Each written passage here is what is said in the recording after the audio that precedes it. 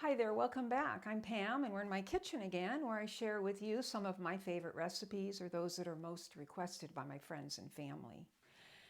Today we're going to be making the classic Italian dessert tiramisu.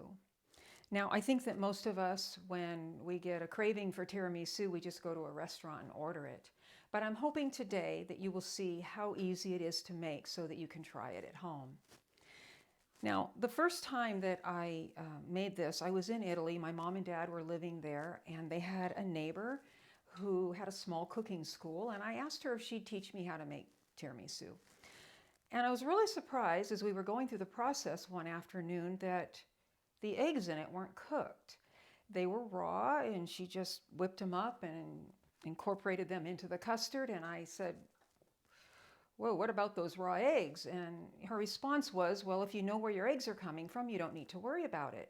Well, most of us don't, you know. So I just really wasn't comfortable after that, realizing there was raw eggs in tiramisu. So I put the recipe aside, and I hadn't made it for many years. But a few years ago, I just thought, okay, I need to figure this out. And now there are tons of recipes online for tiramisu where you actually cook the eggs in the custard. There's plenty of authentic recipes out there as well with the raw eggs if you're comfortable doing that. But today we're going to do a cooked egg tiramisu recipe. Really easy, and there's not a lot to it. Okay, so the first thing that we're going to do is cook our custard. Now, I've got a double boiler. This is the top part. The bottom part is just a saucepan over on my stove. If you don't have a double boiler, you can use a saucepan and a metal or glass bowl. The important thing to remember when you're using a double boiler or the saucepan bowl method is that the water underneath should not touch the bottom of the pan. It will be too hot and it will cook your eggs too fast. If you're melting chocolate, it will ruin the chocolate.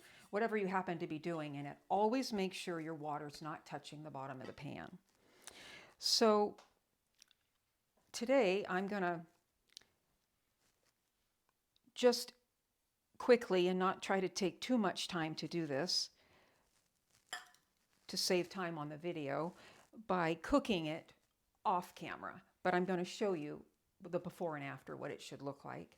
So I've put 1 cup of ultrafine sugar. If you don't have or don't want to go to the store and get it, it's easy to find right next to the sugar in any grocery store. You can pop that sugar in your food processor and give it a whirl, and it will turn it into ultrafine sugar. So we've got our sugar in there, and we've got 6 egg yolks, which equals about a half a cup.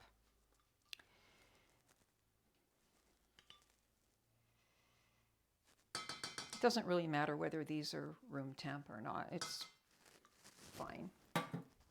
So we're going to take a whisk, and we're going to stir the egg yolks and the sugar. And it's going to be a very thick, grainy substance.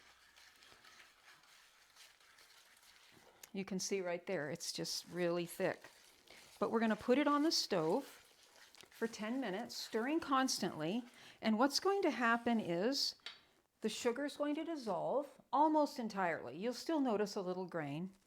The color will lighten to a buttery yellow.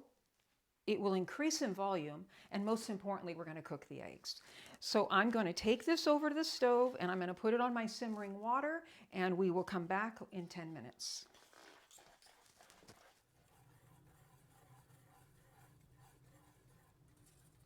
Okay, so I have been at the stove for 10 minutes. That's it. That is the most work of this recipe, is stirring for 10 minutes. My eggs and my sugar are light, buttery colored and thick, and most of the sugar has dissolved. Now, if you touch it and run it between your fingers, you're still going to feel a little bit of a granule.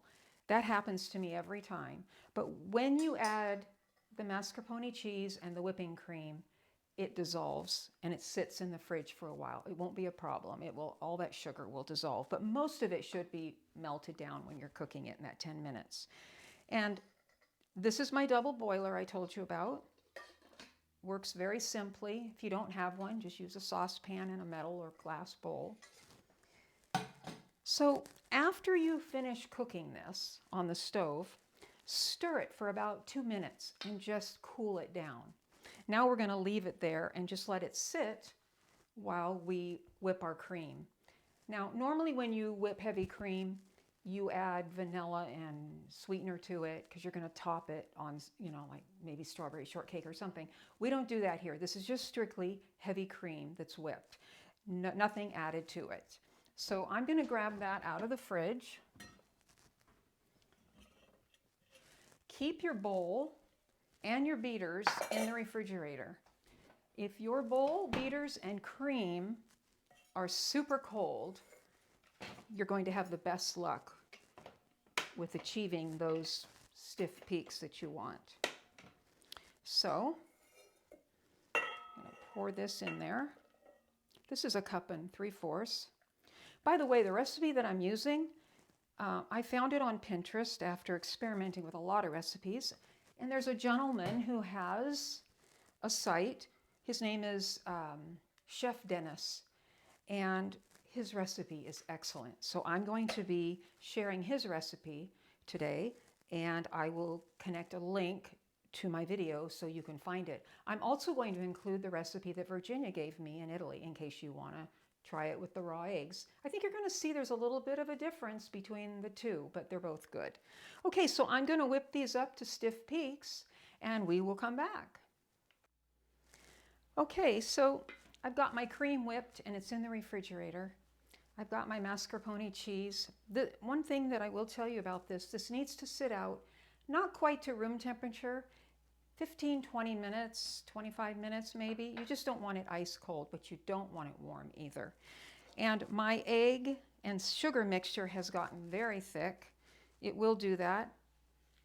Transfer your mascarpone cheese to this bowl and mix this in. It's pretty thick. You can kind of mash it. Needs to be mixed really well. And then what I'm going to do afterwards is put it in a bigger bowl, this one there, because once we add that whipping cream, it's going to spill over and just not have enough room. So get your mascarpone cheese, the lumps out of it, kind of push it with the back of your spatula. This is what this looks like a banana pudding or something. I can still see a few lumps. I'm not too worried about the real tiny ones, but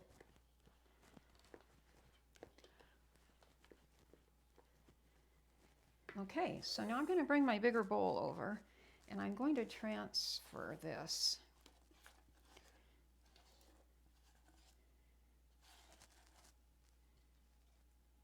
There.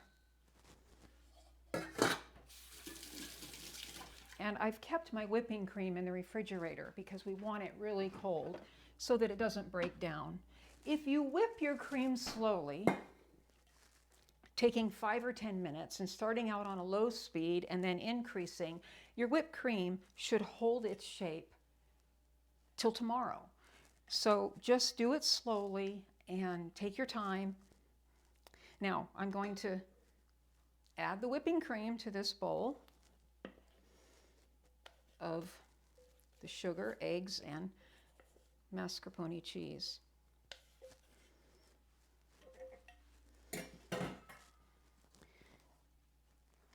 And I'm just stirring it. Look, it's like clouds. It's so beautiful.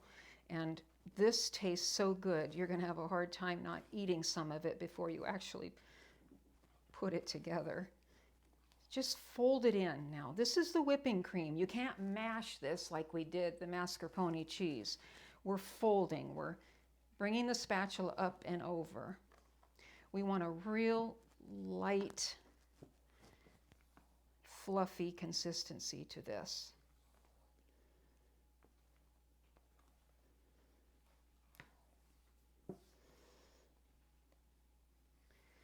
That's just about good. You just don't want to see any bright yellow streaks still in it. Now it's going to take a little more stirring. Not stirring, folding.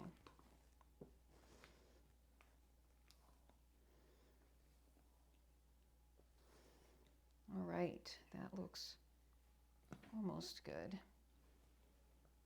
Takes about a minute. Okay, look at that. It tastes wonderful. Alrighty, so that's going to sit. Well, I'm still seeing a little bright yellow. I want to get all of it incorporated. There we go. Okay, so before we move on any further, I want you to see this. Just a good look at that. It's delicious. Alrighty, so I like using this dish. If you don't have a deep dish like this, you can use a 9x9 square pan. It will be really full. As you will see, I used an 8x8, the one I made yesterday, and it's like over the top. So we are going to layer our mixture here with ladyfingers that have been dipped in our coffee. This is our very strong coffee. Just put it in a shallow bowl. This is our Kahlua, which is rum and coffee liqueur. You don't have to use this, but I think it greatly improves the flavor. And the recipe is called tiramisu, which means pick-me-up in Italian. And that little pick-me-up is from the liqueur that's in there. So if you leave it out, you might not get that pick-me-up. Honestly, one piece, you're not going to notice anything. So there I have my mixture, and I'm going to start. Oh, I wanted to show you the package. This is what it looks like. Most grocery stores have that. I like pulling everything out and having everything ready. If you're opening packages and trying to do that, it's just hard.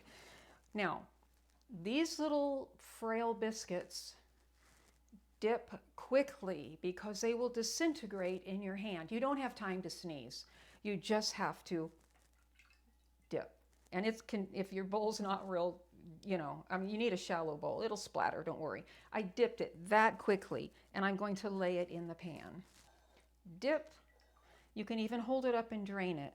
Now, after you've made this once, you might decide, well, I don't like those biscuits quite so saturated. You're going to be surprised how much of this is in this biscuit just from that quick dip.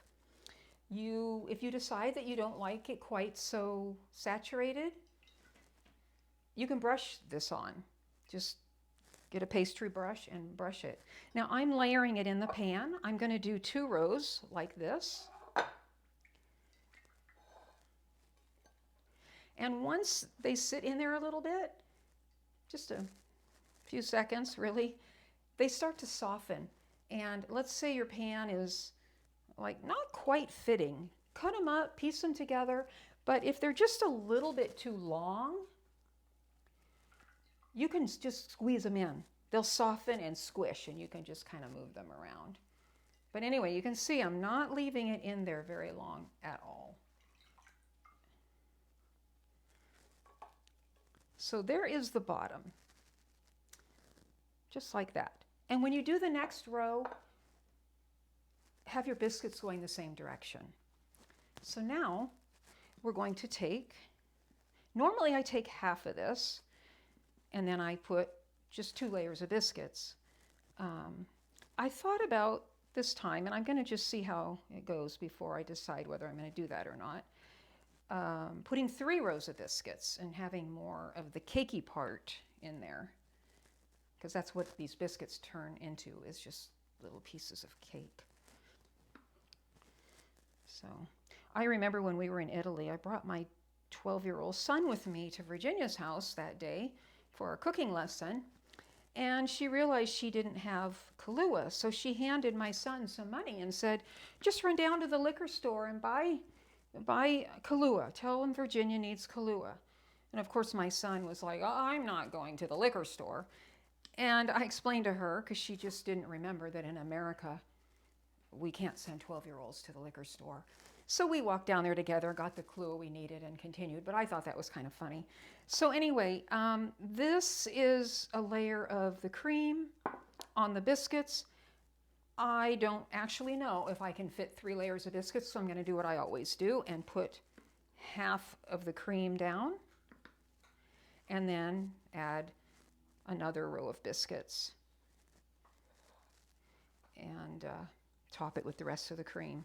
I was kind of hoping I could get 3 rows of them in, and 3 layers, but I've seen that done, but I don't want to run out of space. So here we go, dipping again. And like I said, just remember what direction you laid them so that when you, it's for cutting purposes. When you cut into it, it'll look nice.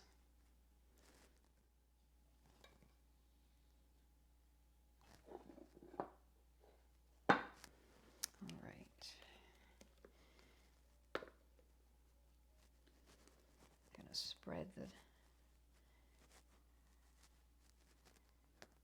last bit on the top, and what we are going to do is smooth it out nicely, cover it with saran wrap, and chill it in the refrigerator for all the flavors to meld together and the biscuits to soften for at least 6 hours. So you could make it in the morning and serve it in the evening. I always just seem to make it and serve it the next day.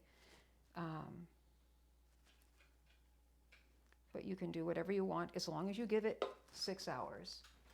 Take one of these offset spatulas and go over it.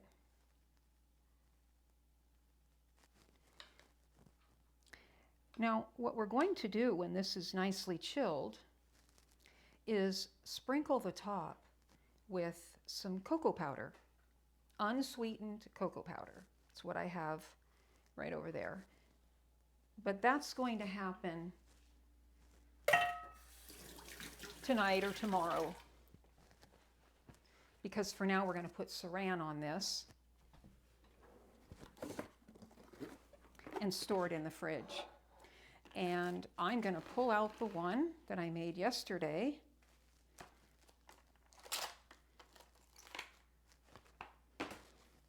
And I'll show you what we're going to do with it. Ta-da! My son, the guy who's filming, asked me if he could eat this yesterday. And I said, no, you can't. You have to wait until tomorrow because I don't want a chunk taken out of it. So use this little sifter. It's the easiest thing. Oh, let me grab a spoon. I guess I already used that one. And you're just going to take a teaspoon maybe and shake a nice heavy layer on top.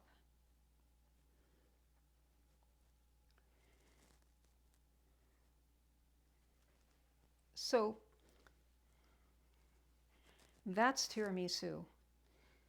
Don't tell me this is a difficult recipe. It's not. Like I said, the hardest part is stirring for 10 minutes. That's it. So I hope you try it. If you do, leave a comment and let me know how it turned out for you.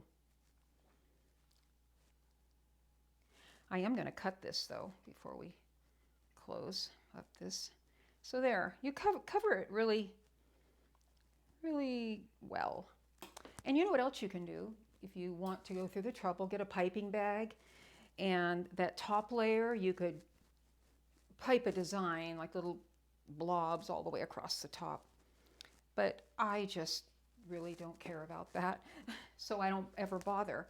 Now, this looks kind of sloppy, so just go along and wipe off the powder. And I won't bother and clean up the whole thing, but I want to show you what it looks like inside. Okay, here we go. Moment of truth. It's so soft and creamy. I would suggest on an 8x8 or a 9x9, 9 pieces.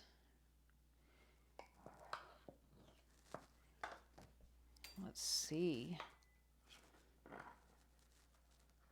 First piece is always a little tricky. There we go.